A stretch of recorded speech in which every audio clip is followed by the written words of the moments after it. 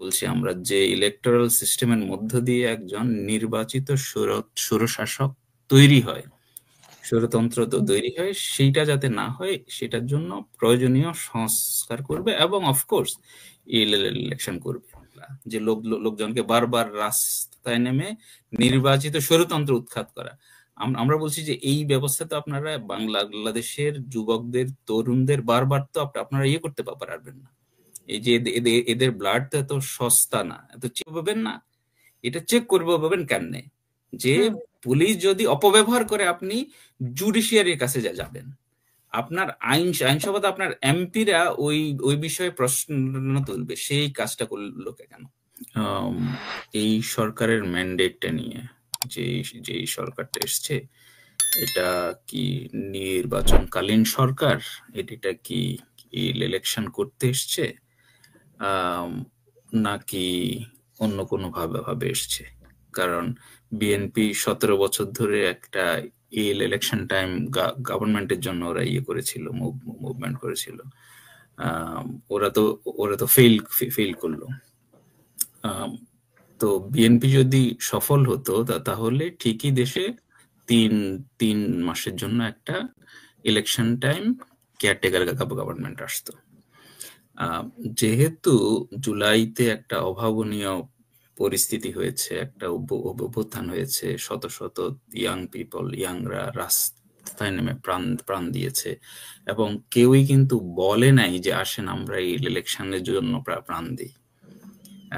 মুভমেন্টে শুরু হয়েছিল বৈষম্যহীন একটা বাংলাদেশের আকাঙ্ক্ষা থেকে, কোটা বিরোধী একটা মুভমেন্ট থেকে, এবং ধীরে ধীরে যখন 3 অগস্ট 4 তারিখে যখন নাহিদরা, অর্থাৎ আজকের যে এনসিপির যেসব লিডার আছেন, ওরা যখন শহীদ মিনার থেকে একটা ঘোষণা করলেন যে আমাদের 5 তারিখে, মানে প্রথমে 6 তারিখ বলেছিল, পরে 5 তারিখে যে আমরা একটা মার্চ টু গণভবন। তো সেখানে কিন্তু ওরা স্পষ্টভাবে বলেছে যে ফ্যাসিবাদী ব্যবস্থার বিলোপ।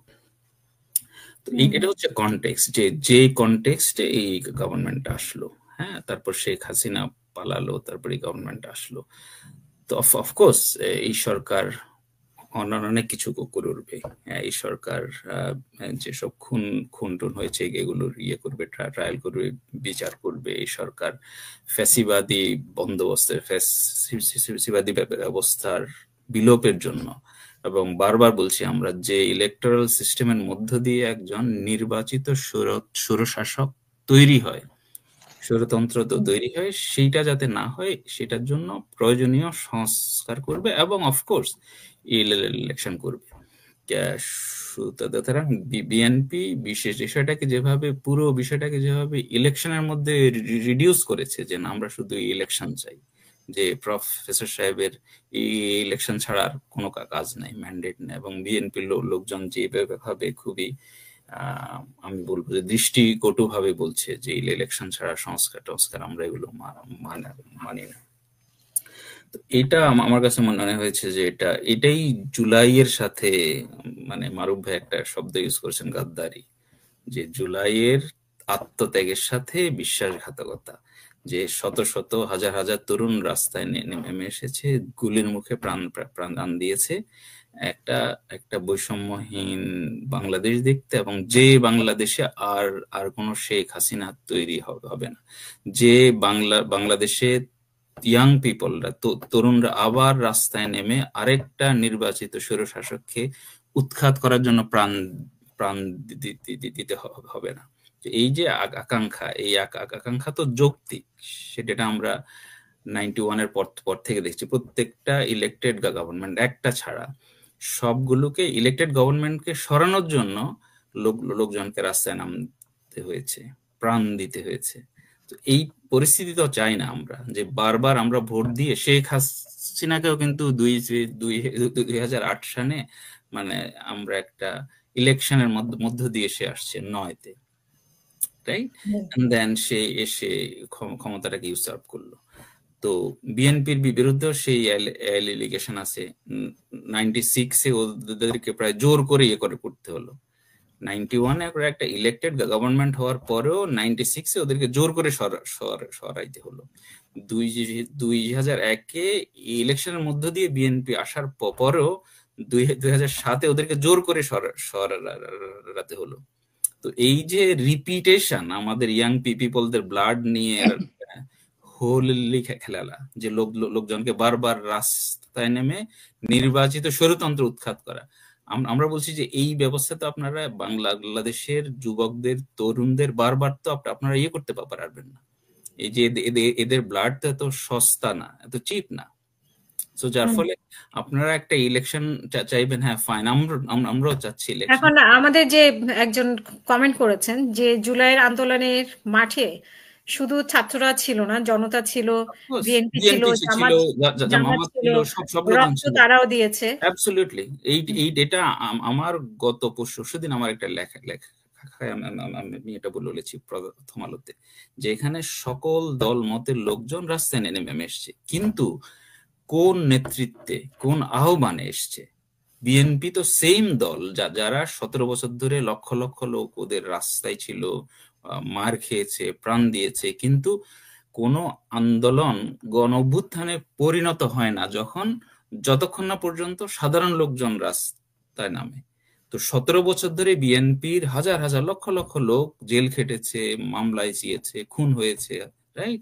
কিন্তু সরকারকে তাদের দাবি মানতে বাধ্য করতে পারে নাই, কারণ গণ অভ্যুত্থান হয় নাই, জনগণ রাস্তায় নামে নাই। তো বিএনপিকে তো এই বাস্তবতাটা বুঝতে হবে যে ওরা যা বলেছে এটা যথেষ্ট লোকজনকে উদ্দীপ্ত করতে পারে নাই, যে আসে না আমাদের দাবির পক্ষে আপনারা রাস্তায় নামেন। জুলাই সফল হলো কেন? কারণ সে আন্দোলনে আজকের এনসিপির লোকজন ছিল, আজকের জামাতের লোকজন ছিল, আজকের বিএনপির লোকজন ছিল, সর্বশ্রেণীর লোক এসছে নেমে, একটা ব্যবস্থার পরিবর্তন চেয়েছে। শুধু তো এটা বিএনপি আন্দোলন তো নয়। আমি একটু জাকের ভাই আপনার কাছে আরেকটা প্রশ্ন, যে জাপানে যে উনি বললেন যে একটি নতুন ছাত্ররা একটি নতুন দল করেছে, তাদেরকে একটু সময় দিতে চান, তো এটা কি আসলে মানে একজন উপদেষ্টা হিসেবে উনি কে বলেছে এটা? নির্দিষ্ট একটি দলের কথা বলতে পারেন কিনা? না, এটা তো উনি বলেন নাই। এটা একটা ফেক ফটো কার্ড, এটা একটা মিমের মতো, এরকম কিছু শুনি বললেন নাই। এটা তো বিভিন্ন, আপনি একটু ইয়ে করে নিন, আপনি একটু যাচাই করে নিন, এটা একটা ফেক ফটো। এটা বলার উনি প্রশ্নই আসে না। আর এটা যদি উনি বলে থাকেও, হি হ্যাজ টু আনসার যে উনি এটা কি বলেছেন বা কেন বলেছেন। এটা তো আমার বলার কিছু নাই। আসলে এনসিপি চায় নাকি আসলে দেশের মানুষ চায় যে সংস্কার বিচার, তারপরে আজকে আবার যেটা বলেছে জুলাই ঘোষণাপত্রের আগে, নাহিদ ইসলাম বলেছে যে জুলাই ঘোষণাপত্রের আগে নির্বাচনের রোড ম্যাপ দেওয়া যাবে না। তো অফকোর্স, কারণ হচ্ছে আমরা তো বারবার বলছি যে বিএনপি যে পুরো বিষয়টাকে নির্বাচনের মধ্যে রিডিউস করলো, যে আমরা ইলেকশন চাই, ইলেকশন ছাড়া আর কিছু না, রাইট? তো আমরা বলছি যে 2000 লোক প্রায় প্রাণ দিয়েছে, 35,000 লোক আহত হয়েছে প্রায়। এই যে আত্মত্যাগ, বিএনপি বলছে আমরা ইলেকশনের পরে সংস্কার করব। ভাই, বিএনপি এই যে বিচারপতি শাহাবুদ্দিন আহমদের তত্ত্বাবধায়ক সরকার 91-এ বেশ কিছু সংস্কার কমিশন হয়েছিল। বিএনপি কি 91-এর পরে রাষ্ট্র ক্ষমতায় এসে এগুলো করেছে, বাস্তবায়ন করেছে? 2001 সালে লতিফুর রহমান সাহেব এই যে টিআইবি দিয়ে বেশ কিছু সংস্কারের করেছিল। BNP follow through that? No. So BNP যে বলছে আজকে আমরা ইলেকশনের পরে এসে সংস্কার করব, এটা তো ট্রাস্ট করার মতো তো আমার কাছে কোনো নাই, এভিডেন্স নাই। তাদের পুরাতন রেকর্ড তো does not support that. So যার ফলে আমরা তো এটা ভয় পাই যে আমরা যদি ধরি যে অন্যান্য দলের কোনো রেকর্ডে নাই, বিএনপি তো একটা রেকর্ড আছে, ঠিক আছে, অন্যান্য দল তো ক্ষমতায় যায়নি, তো তাদেরকে আমরা কিভাবে টাচ করব? হ্যাঁ, এক্স্যাক্টলি। সো সে কারণে এখন এটা আপনার কল, আপনি একজন নাগরিক হিসেবে আপনি সংস্কার চান কিনা।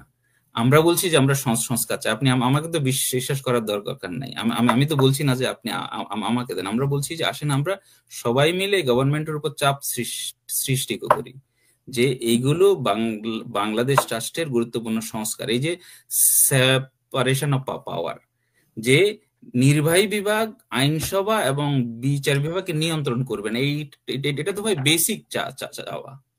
এইটা আধুনিক রাষ্ট্র তো এইভাবেই ফাংশন করার কথা, যে কারণে আমরা রাষ্ট্রটাকে এভাবে সাজিয়েছি।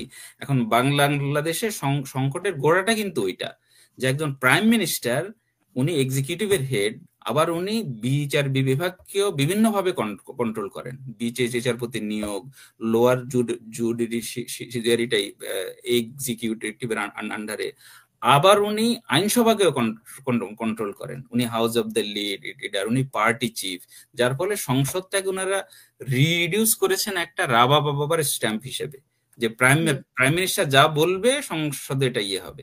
তাইলে এই যে অ্যামালগামেশন অফ পাওয়ার, এইটাই তো একটা স্বৈরতান্ত্রিক কাঠামো তৈরি করেছে। তো এই যে বেসিক চাহিদাটা, আকাঙ্ক্ষাটা, যে রাষ্ট্রের তিনটা অঙ্গ পরস্পর থেকে আলাদা হয়ে কাজ করবে এবং একে অপরকে জবাবদিহিতা করবে, মানে এক্সিকিউটিভের হাতে আপনি রাষ্ট্রের সমস্ত পাওয়ার, আপনি পুলিশ, বিডিআর, র্যাব, বিমান বাহিনী, বন্দুক, কামান থেকে শুরু করে সব দিয়ে দিয়েছেন। এই যে এক্সেসিভ পাওয়ার, এইটাকে আপনি চেক করবে পাবেন না, এটা চেক করবে পাবেন কেন, যে পুলিশ যদি অপব্যবহার করে আপনি জুডিশিয়ারির কাছে যাবেন, আপনার আইনসভাতে আপনার এমপিরা ওই বিষয়ে প্রশ্ন তুলবে, সেই কাজটা করলো কেন?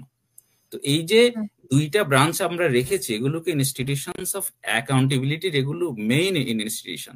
সেখানে প্রাইম মিনিস্টার যদি দুইটা ব্রাঞ্চে ডিকটেট করে, কন্ট্রোল করে, তাহলে তো তার এখানে যে জবাবদিহিতার যে আকাঙ্ক্ষা, প্রশ্নটা, এটা তো একদমই নাই হয়ে যায়। তো এখানে বিএনপি না করবে কেন, আপনি একটা যুক্তি দেখান আমাকে। এটা তো অ্যাবসার্ড, মানে বিএনপি কোন রাজনীতি করতেছে, যে না আমরা শেখ হাসিনার মতো বা আমরা আগের মতো সমস্ত ক্ষমতা আমরা কুক্ষিগত ইয়ে করে রাখবো? এটা এনসিপি তে ইয়ে করার দরকার নাই। এনসিপি আগামী 5-10 বছরেরও রাষ্ট্র ক্ষমতায় না গেলেও, বা যদি কখনো না যায়, কিন্তু এই সরকারের কাছে এটা একটা জেনারেশনাল অপরচুনিটি, যে আমরা হাজার হাজার লোকের আত্মত্যাগের মধ্য দিয়ে এই সুযোগটা এসছে, এটাকে কাজে লাগায় আমরা এই কাজগুলো করি। অনেক